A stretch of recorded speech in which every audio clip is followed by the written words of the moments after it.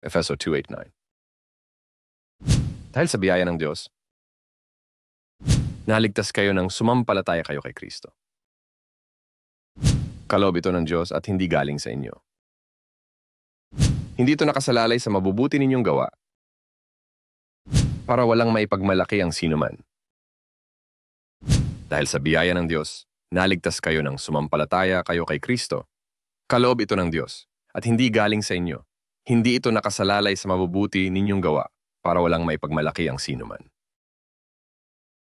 Dahil sa biyaya ng Diyos, naligtas kayo ng sumampalataya kayo kay Kristo.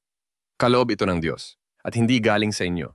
Hindi ito nakasalalay sa mabubuti ninyong gawa para walang maipagmalaki ang sinuman. Efeso 2:8-9. Mag-subscribe at kabisaduhin ang higit pang mga talata